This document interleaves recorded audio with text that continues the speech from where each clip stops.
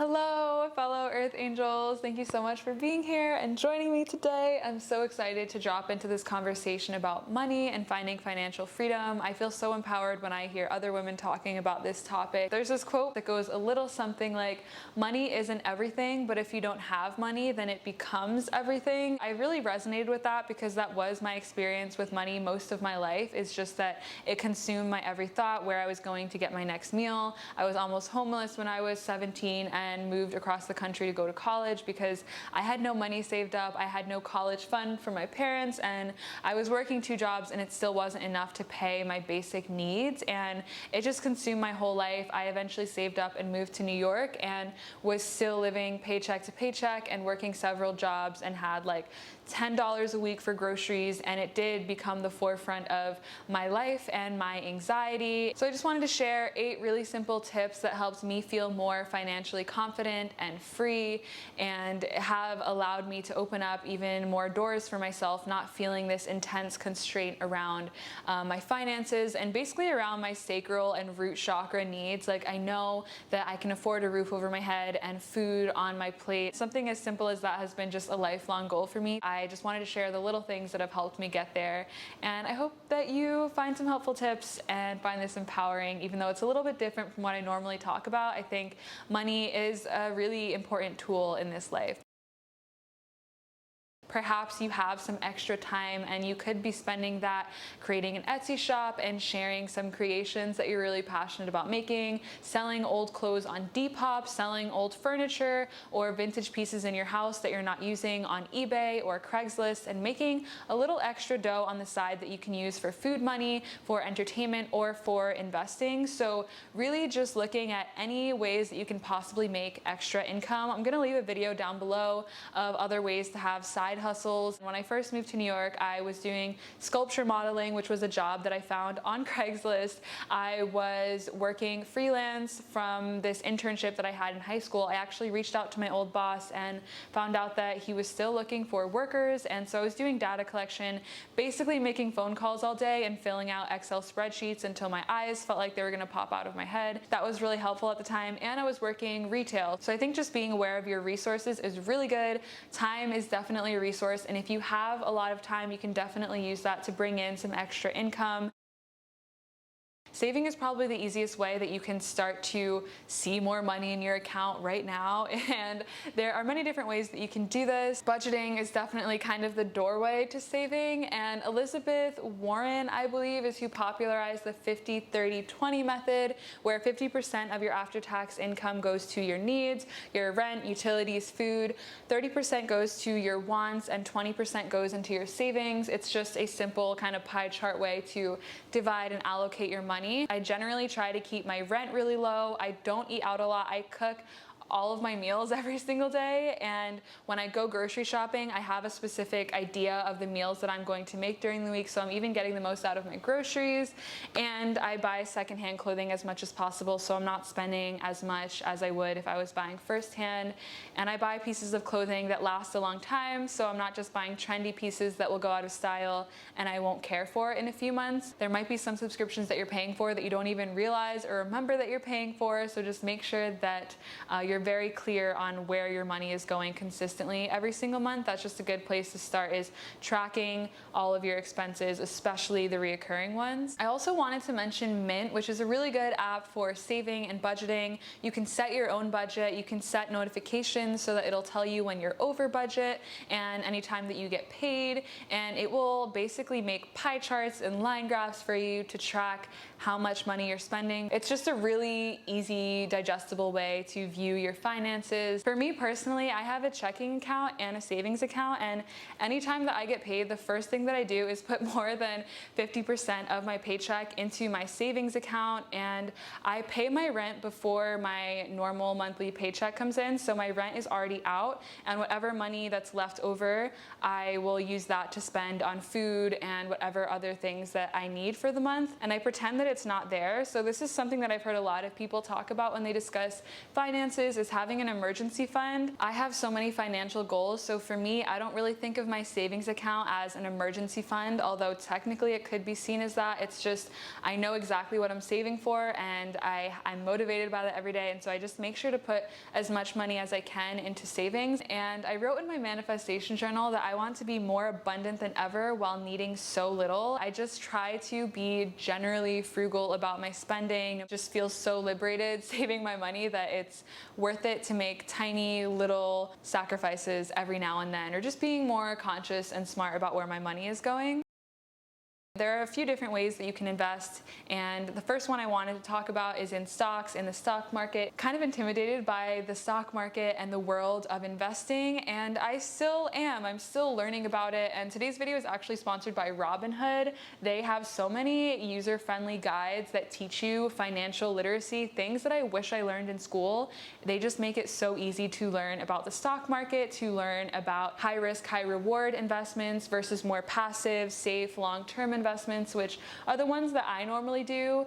And anything that you could possibly want to know about the stock market and about investing, you can learn about with their simple guides on their site. It's super easy to sign up. You can start investing with as little as $1 and save, earn, and invest all on Robinhood. If you're a first-time user, you can click the link in my description box and get a free stock and start building your portfolio now with no commissions. For me, anything that intimidates me, I kind of just try to be curious about and learn more about, and I feel like Robinhood is a great place to start for beginners or long-time investors because it is so easy to use and so easy to use as a financial tool. So please do check them out if you're curious. It'll be the first link in my description box down below. The next investments that I wanted to talk about are in a retirement fund. So the main ones are 401k and a Roth IRA. I personally do not have a 401k. I think that if I was working a salary job and my company was offering to match however much money I put into that retirement account, I would definitely take advantage of that. These kinds of retirement accounts that build compound interest over time are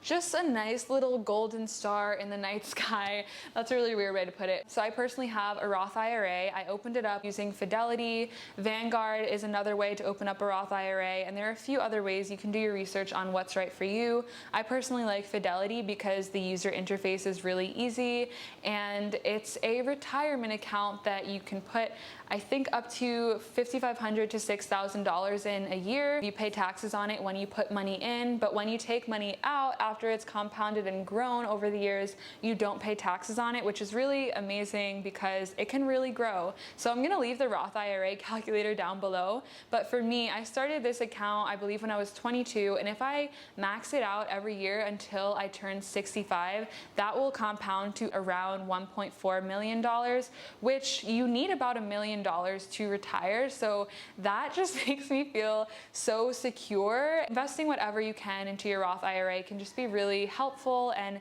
make you feel more secure in your future, like a little cushion. However, if you have tons of student loans or credit card debt to pay off, I definitely recommend that being at the forefront of your financial goals. And then after, if you have money that you could be taking out of your savings every month, just a little bit to put towards an investment. And the last kind of investment that I wanted to talk about is investing in yourself and in your business. For most of my purchases, I ask myself how I will feel about these in 5 years or even a year from now. My money would be of much more use if I did invest it in my business, in that camera gear, rather than just something that's going to bring me joy, because I have tons of other toys and things that I can do for exercise and for joy. And I totally understand the mentality of treating yourself, but I think having a little bit of that trauma and being scarred financially because of my upbringing, I don't like to indulge in this idea too much of treating yourself.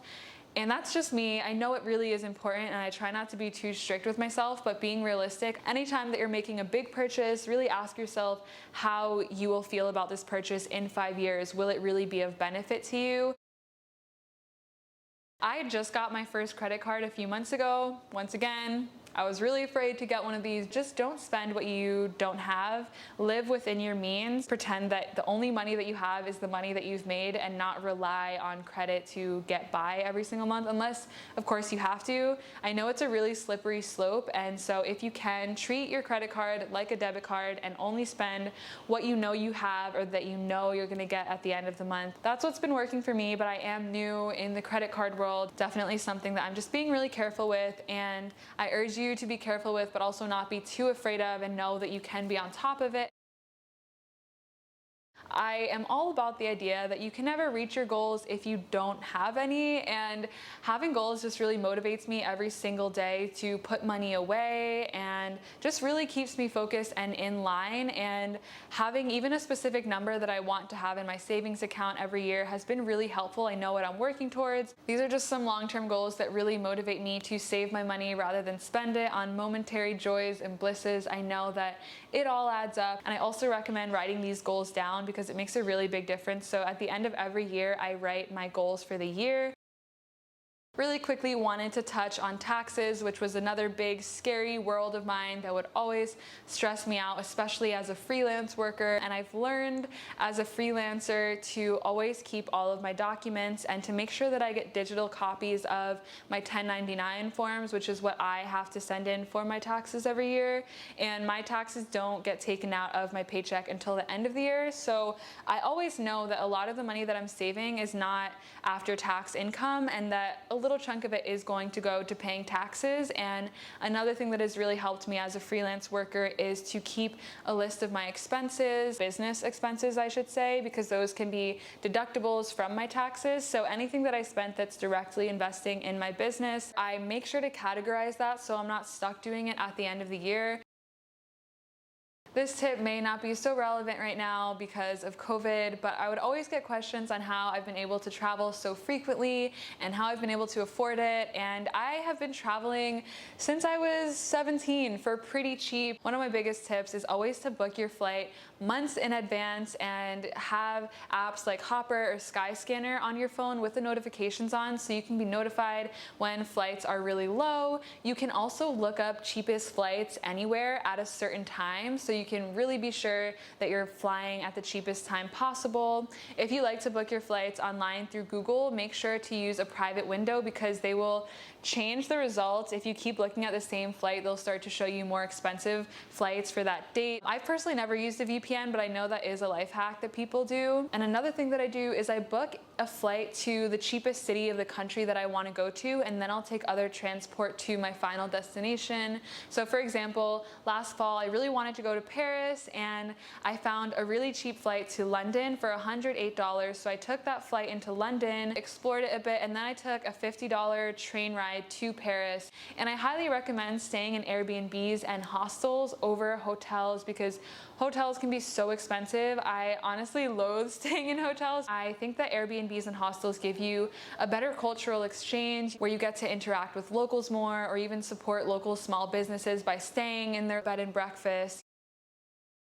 Growing up in a low-income household, I think for a lot of us, it can instill a fear in us around money, or a lack mentality that there's never enough. I think that as we grow older and we have the ability to rewrite some of these stories and narratives and take control of our lives, it is important to heal our relationship to money and just remember that it is a tool, and try not to think of it as evil, because then I think that's immediately creating a wall up against us receiving abundance, even for our basic needs. I try to think of it as pretty neutral and as a tool that can eventually enable me to give back without feeling so constrained and tied down to worrying about my basic needs. So really check in with your beliefs around money. Also just tap into the frequency of abundance, and abundance doesn't just have to come in the form of finances. It can come in the form of delicious food that nourishes you, that may be really cheap and inexpensive to make, or really nourishing community. You know, tap in every single day to your dream reality and to the feelings of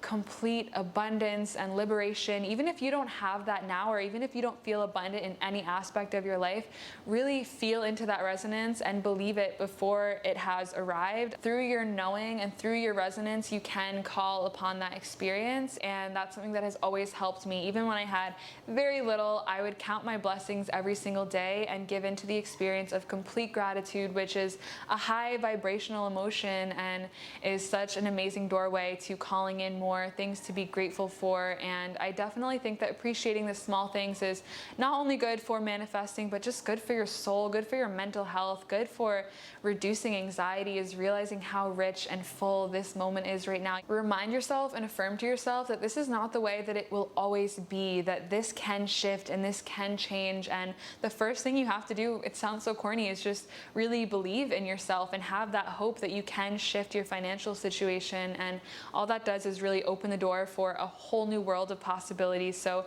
just make that space for yourself. And that's my final tip. I hope that this video empowered you in some way, and that maybe if there's anything that scares you about money or finances, you can just be curious about it and use that to light a little flame under you to empower yourself even further. I'm gonna have a bunch of resources all about finances down below, because I may not speak the most eloquently about them, and I'm still learning so much. So I'll have some resources down below. And for any first-time investors who are curious to try investing, definitely check out Robinhood. That will be the first link down below. And I am just really grateful for anyone who's stuck around and watched this video. I know it's a little bit different from what I normally share. Just thank you so much for being a part of my journey. I cherish you, and I'll see you in my next video.